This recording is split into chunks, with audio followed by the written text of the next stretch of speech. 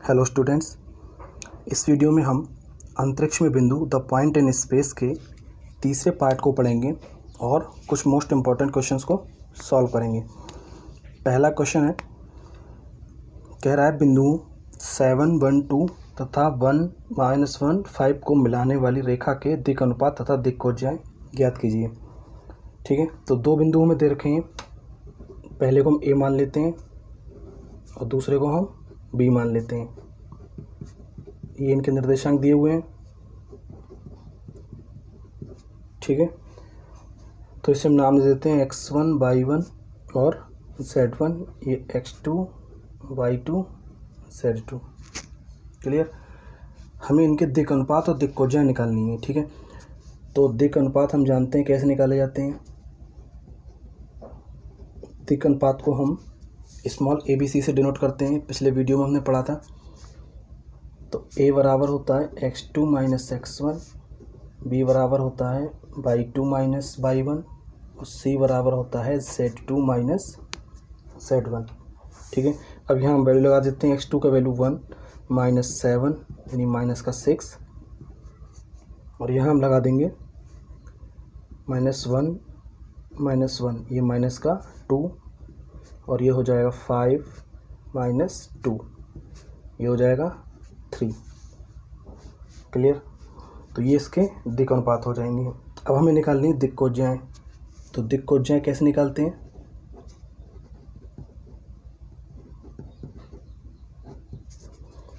दिक् कोज्याओं को हम स्मॉल l, m और n से डिनोट करते हैं। फॉर्मूला क्या होता है? a/√a² + b² + c²। क्लियर। तो a का वैल्यू लगा देंगे -6, -6 का स्क्वायर, -2 का स्क्वायर और 3 का स्क्वायर। ठीक है, अब इसे हम कैलकुलेट कर लेंगे।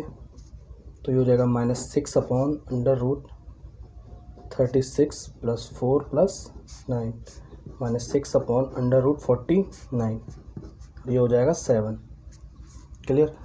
अब इसी तरह हमें m निकालना है। m क्या होता है? b/√a² + b² + c²। तो b का वैल्यू हम लगा देंगे -2, और √a² + b² + c² का वैल्यू हमने अभी कितना निकाला है? 7। तो यहाँ 7 आ जाएगा। इसी तरह स्मॉल n की वैल्यू निकालेंगे, c/√a² + b² + c²। तो ये हो जाएगा 3/7। क्लियर। तो ये क्या हो जाएंगे? तीनों दिक् कोज्याएं हो जाएंगी। क्लियर। नेक्स्ट क्वेश्चन देखते हैं। सेकंड क्वेश्चन कह रहा है, यदि किसी रेखा के दिक् कोण अल्फा, बीटा तथा गामा हो तो सिद्ध करो कि sin² alpha sin² beta + sin² gamma = 2 होगा। ठीक है, इंपॉर्टेंट क्वेश्चन है। इस वीडियो के सारे क्वेश्चन इंपॉर्टेंट होने वाले हैं, तो हमें ये प्रूफ करना है। ठीक है, तो सबसे पहले हम जानते हैं l² + m² + n² = 1 होता है।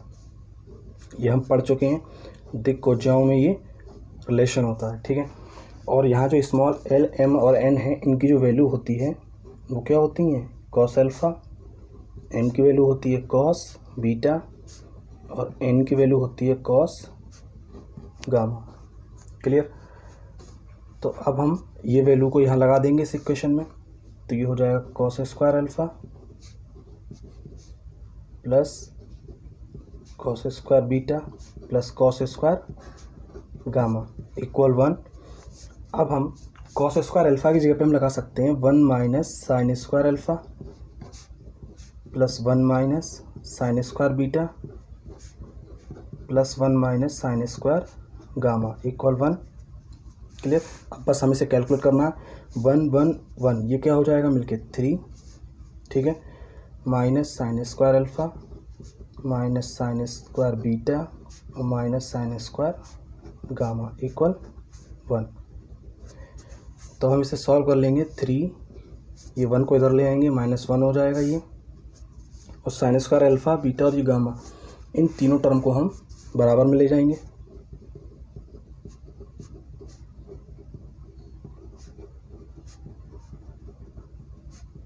ठीक है, तो इसे हम लिख लेंगे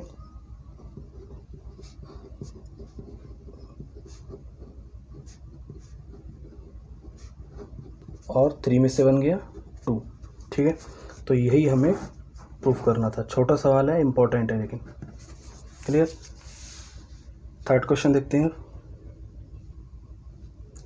तीसरे सवाल में कह रहा है निर्देशांक अक्षों की धनात्मक दिशाओं के साथ बराबर कोण बनाने वाली रेखा की दिक्कोजाएं ज्ञात करो। ठीक है, ये भी क्वेश्चन इंपॉर्टेंट है, सारे क्वेश्चन इंपॉर्टेंट ही हैं इसमें। ठीक है, तो कह रहा है निर्देशांक अक्षों की धनात्मक दिशाओं के साथ बराबर कोण बनाने वाली रेखा की दिक्कोजाएं। ठीक है, हमें दिक्कोजाएं ज्ञात करनी है, लेकिन वो सभी अक्षों के साथ कैसे कोण बनाती है? बराबर।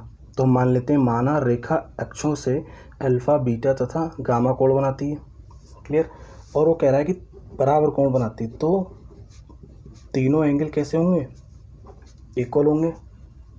ठीक है, अब हम पढ़ चुके हैं फॉर्मूला। दिक्कोजाएं होती हैं एल बराबर कॉस अल्फा, एम बराबर कॉस बीटा, एन बराबर कॉस गामा। क्लियर। तो अब हम यहाँ पे लिख सकते हैं कॉस अल्फ़ा, और यहाँ हम लिख सकते हैं बीटा की जगह पे भी हम अल्फ़ा लगा सकते हैं, यहाँ हम गामा की जगह पे भी यहाँ से अल्फ़ा लगा सकते हैं। ठीक है, यानी कि तीनों का वैल्यू जो है इक्वल है। क्लियर। तो अब दिक्कोजाओं में जो रिलेशन होता है वो हम अभी पढ़ चुके हैं, L square plus M square plus N square equal 1। ठीक है, तो एल स्क्वायर, एम की जगह पे हम क्या लगा सकते हैं? एल, क्योंकि तीनों इक्वल है, ये अल्फ़ा होगा। ठीक है, तीनों की जो वैल्यू है वो कैसी है? समान है, तो यहाँ हम एल लगा सकते हैं, और एम की जगह पे भी हम एल लगा सकते हैं, और यहाँ पर भी हम एल लगा सकते हैं, क्योंकि कॉस अल्फ़ा बराबर एन है। ठीक है, इक्वल 1, तो ये हो जाएगा 3 L² इक्वल 1। क्लियर। तो जो हमें एल की वैल्यू मिलेगी वो हो जाएगी L² बराबर 1/3, या एल बराबर हो जाएगा ±1/√3। क्लियर। तो ये हमें एल का वैल्यू मिल जाएगा। अब इसी तरह हम क्या करेंगे, जो एन होगा, एम होगा, एम का वैल्यू भी यही आ जाएगा और एन का वैल्यू भी यही आ जाएगा, क्योंकि एक बार हम इसकी जगह पे एम लगा देंगे और दूसरी बार इसकी जगह पे एन लगा देंगे, तो बाकी की जो बची दिक्कोजाएं होंगी वो भी यही हो जाएंगी।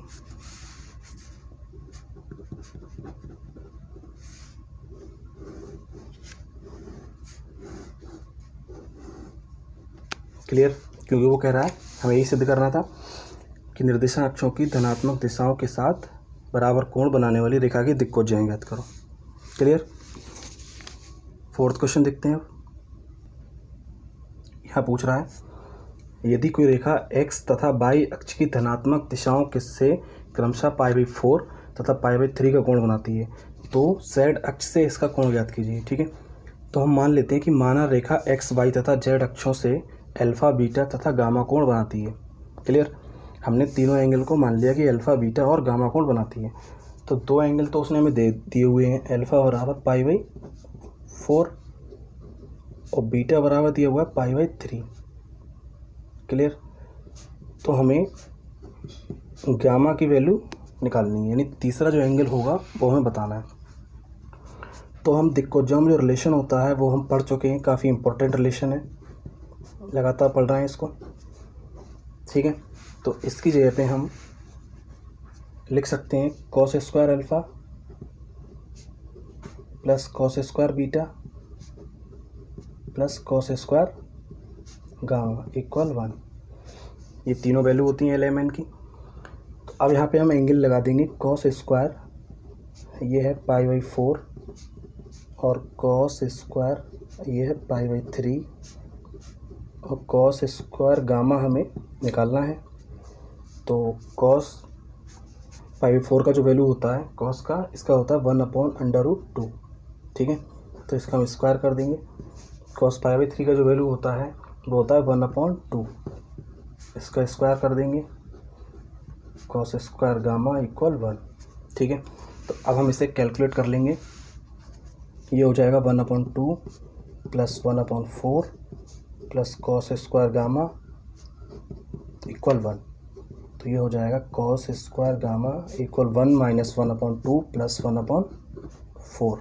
क्लियर। तो इसका एलसीएम ले लेंगे 4, तो ये हो जाएगा 4 माइनस 2 प्लस 1। यहाँ सॉल्व कर लेंगे इसको, तो बचेगा 1/4। तो कॉस गामा जो होगा वो हो जाएगा, इसका निकालेंगे, वर्गमूल निकालेंगे, तो ये हो जाएगा प्लस माइनस 1/2। तो कॉस गामा की जो हमने वैल्यू निकाली है वो है प्लस माइनस 1/2। ठीक है, ये निकाली थी हमने अभी। तो यहाँ दो वैल्यू मिल रही हैं हमको, एक प्लस और एक माइनस में, तो हम लिखते हैं कॉस गामा बराबर 1/2 पॉजिटिव वाली वैल्यू। ठीक है, तो ये वैल्यू किसकी होती है कॉस में, कॉस 60 की या कॉस π/3। तो गामा बराबर कितना मिल जाएगा हमें, π/3। क्लियर। अब दूसरी वैल्यू में लेते हैं यहाँ पे, कॉस गामा बराबर -1/2। तो कॉस गामा बराबर ये होता है कॉस 120। क्लियर। या हम इसके लिए लिख सकते हैं गामा बराबर 120 लिखते हैं, पहले ये लगा सकते हैं, या इसको हम चेंज करके भी लिख सकते हैं 2π/3। ठीक है, तो ये तीसरा एंगल जो होगा वो कितना हो जाएगा, वो ये हो जाएगा π/3, ये 2π/3। ठीक है, नेक्स्ट क्वेश्चन देखते हैं। क्वेश्चन 5 में कह रहा है उन दो रेखाओं के बीच का कोण ज्ञात करो जिसके दिक् अनुपात क्रमशः 1 - 2 1 तथा 4 3 2 है। ठीक है, तो दो रेखाएं हैं, उनके बीच का हमें एंगल निकालना है और उनके दिक् अनुपात इन डायरेक्शन रेशोज दिए हुए हैं। ठीक है, तो हम इन्हें मान लेते हैं A1 B1 C1 बराबर 1 - 2 1 और दूसरा A2 B2 C2, ये है 4 3 2। क्लियर। तो बीच का कोण होता है वो होता है कॉस थीटा बराबर A1 A2 plus B1 B2 plus C1 C2 और बटे में अंडर रूट में A1 square plus B1 square plus C1 square into A2 square plus B2 square plus C2 square. Clear. तो यहाँ हमें वैल्यू लगानी है,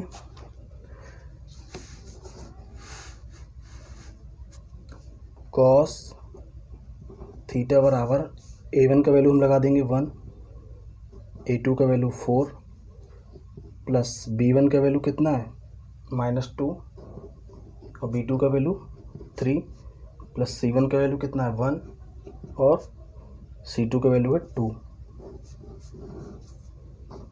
अंडर रूट में A1 square B1 square C1 square, तो ये हो जाएगा 1 का स्क्वायर प्लस -2 का स्क्वायर और ये 1 का स्क्वायर। ठीक है, दूसरे अंडर रूट में 4 का स्क्वायर 3 का स्क्वायर और 2 का स्क्वायर, यानी A2 स्क्वायर B2 स्क्वायर और C2 का स्क्वायर। सबका वैल्यू हमने लगा दिया, अब बस हमें कैलकुलेट करना है। तो कॉस थीटा बराबर ये हो जाएगा 4 - 6 + 2 बटे में 1 + 4 + 1 और दूसरा 16 + 9 + 4। क्लियर। तो ये हो जाएगा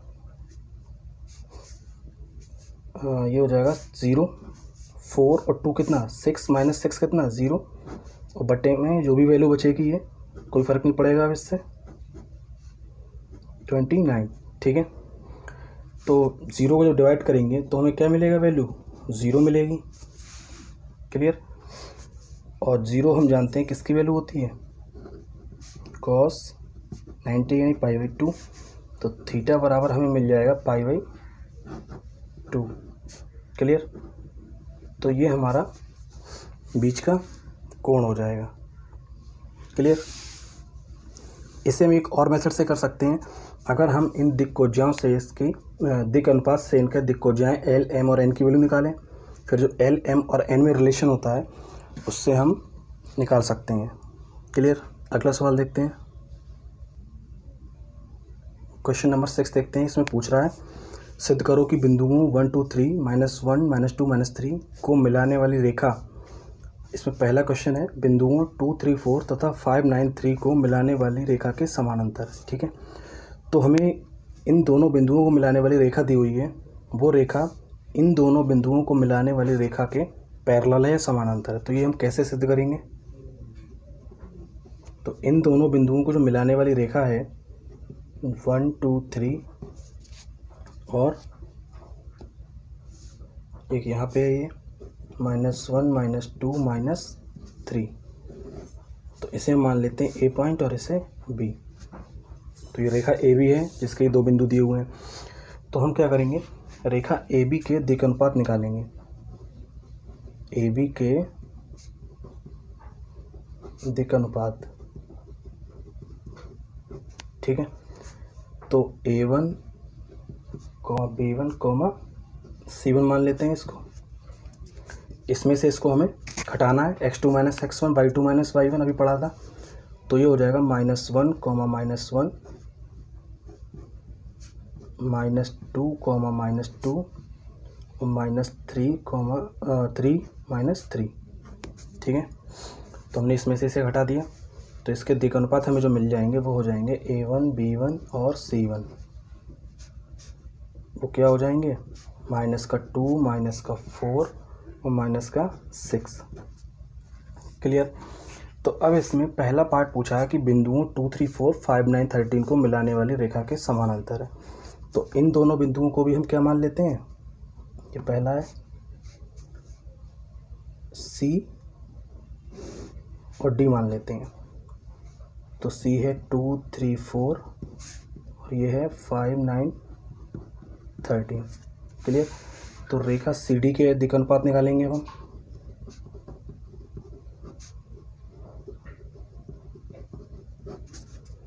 इसे हम मान लेते हैं A2, B2 और ये C2। तो ये कैसे निकालेंगे हम, इसमें से इसे घटा देते हैं, 5 - 2, 9 - 3 और 13 - 4। जैसे कैलकुलेट करेंगे तो ये हो जाएगा 3, 6 और 9, ठीक है। तो ये हो गया A2, B2 और C2, ठीक है। तो हमें अब ये सिद्ध करना है कि जो रेखा AB होगी वो इस रेखा के समानांतर होगी, ठीक है। वो हमसे ये कह रहा है कि दो बिंदुओं को मिलाने वाली रेखा इन दो बिंदुओं को मिलाने वाली रेखा के पैरेलल है। तो ये हमको सिद्ध करना है। तो हम पढ़ चुके हैं कि रेखा AB रेखा CD के पैरेलल होगी या समांतर होगी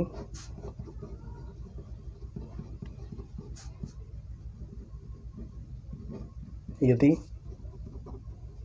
काफ़ी इंपॉर्टेंट रिलेशन है, A1/A2 = B1/B2 = C1/C2, ठीक है।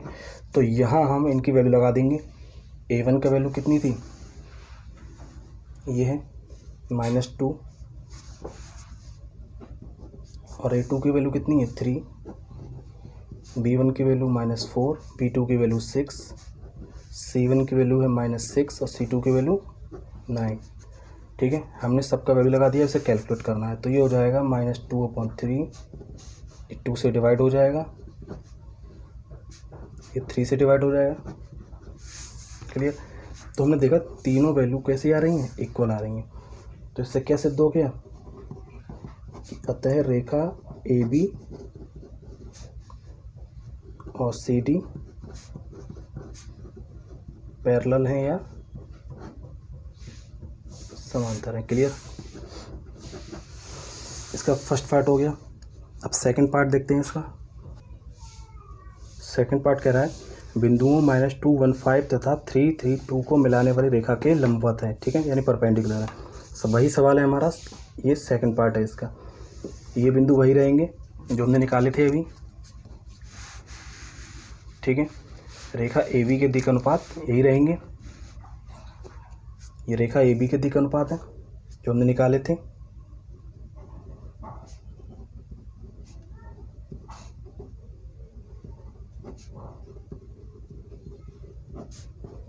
A1, B1 और C1, ये क्या था, -2, -4, -6, ठीक है। अब जो ये पॉइंट हमको दिए हुए हैं इन्हें हम क्या मान लेते हैं, C और D, तो ये हो जाएंगे 3 3 2 और ये -2 1 5। ठीक है, तो ये हो जाएगा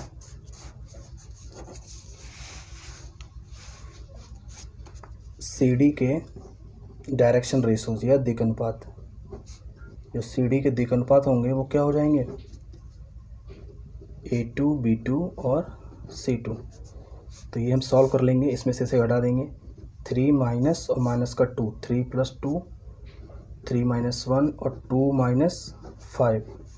तो ये हो जाएगा 5 2 - 3। क्लियर। तो ये हो जाएंगे A2 B2 और C2। क्लियर। तो अब हमें ये प्रूफ करना है कि जो AB के दिक् अनुपात हैं, जो इन दोनों बिंदुओं को मिलाने वाली रेखा है, जो क्वेश्चन में पढ़ी थी हमने, इन दोनों बिंदुओं को मिलाने वाली रेखा इन दोनों को मिलाने वाली रेखा के लंबवत हो जाएगी। वही सवाल है हमारा। ठीक है, तो रेखा जो AB होगी और CD कैसी होंगी, लंबवत होंगी। कब होंगी लंबवत, इसकी शर्त क्या होती है, A1 A2 plus B1 B2 plus C1 C2 बराबर 0। ठीक है, ये फॉर्मूला होता है। ये रिलेशन अगर फॉलो करता है तो दोनों रेखाएं लंबवत होंगी। ठीक है, तो यहाँ हम LHS ले लेते हैं। A1 का वैल्यू हमने अभी निकाला था -2, A2 का वैल्यू ये 5 है, B1 का वैल्यू है -4 और B2 का वैल्यू 2 है, C1 का वैल्यू -6 है और C2 का वैल्यू -3। तो ये हो जाएगा -10 -8 और माइनस प्लस कितना 18। ठीक है, तो ये हो जाएगा -18 + 18 बराबर 0। ठीक है, तो इससे ये सिद्ध हो गया कि अतः रेखा AB तथा CD कैसी है, लंबवत है। ठीक है, तो इसमें हमने 2 सवालों को पढ़ा। क्लियर। नेक्स्ट क्वेश्चन देखते हैं, लास्ट क्वेश्चन इस वीडियो का। इसमें कह रहा है यदि बिंदुओं A B C तथा D के निर्देशांक क्रमशः 2 1 - 2 4 - 5 - 3 3 4 - 2 6 2 - 8 हैं, तो रेखा AB तथा CD पर प्रक्षेप ज्ञात करो। ठीक है, रेखा AB का CD पर हमें प्रक्षेप निकालना है। ठीक है, तो CD पर हमें निकालना है, तो हम सबसे पहले क्या करेंगे, CD है रेखा, उसके जो हमें पॉइंट्स दिए हुए हैं, इससे हम इसके डायरेक्शन रेशोज निकाल लेंगे। यानी CD के जो दिक् अनुपात होंगे वो हम निकालेंगे। तो CD के जो दिक् अनुपात हैं उन्हें मान लेते हैं ABC। कैसे निकलेंगे, इसमें से इसे घटा देंगे इसमें से। तो ये हो जाएगा 6 - 3 2 - 4 -8 + 2। क्लियर। इसे कैलकुलेट कर लेंगे तो ये हो जाएगा 3 - 2 - का 6। ठीक है, अब हम क्या करेंगे, CD के दिक् अनुपात निकाला हमने, अब हम निकालेंगे दिक्कोज्याएं। CD की दिक्कोज्याएं,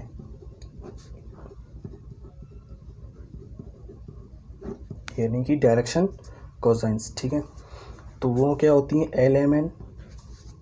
ठीक है, ये ABC का वैल्यू है तीनों का, तो हम फार्मूला पढ़ चुके हैं, A/√A² + B² + C²। A का वैल्यू लगा देंगे। A का वैल्यू कितना था, 3/√3 का स्क्वायर प्लस -2 का स्क्वायर प्लस -6 का स्क्वायर। ठीक है, तो इसे हम सॉल्व कर लेंगे। ये हो जाएगा 3/√9 + 4 + 36, यानी L बराबर हो जाएगा 3/√49 3/7। क्लियर। तो इसी तरह हम M की वैल्यू निकाल सकते हैं। B की वैल्यू निकालेंगे। B का वैल्यू -2 है /√A² + B² + C²। इसका वैल्यू हम अभी कैलकुलेट कर चुके हैं 7 इसी तरह हम n के वैल्यू निकालेंगे, c upon under root a square plus b square plus c square, तो ये भी -7।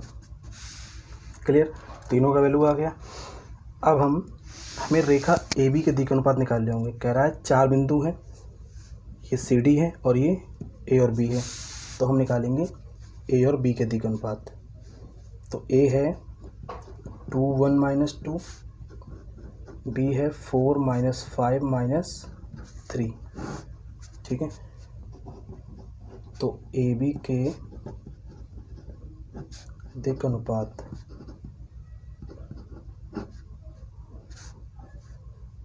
ने मान लेते हैं A1 B1 और C1, घटा देंगे इसमें से, तो ये हो जाएगा 4 -2 -5 -1 और -3 + 2, ये हो जाएगा 2 -6 और -1।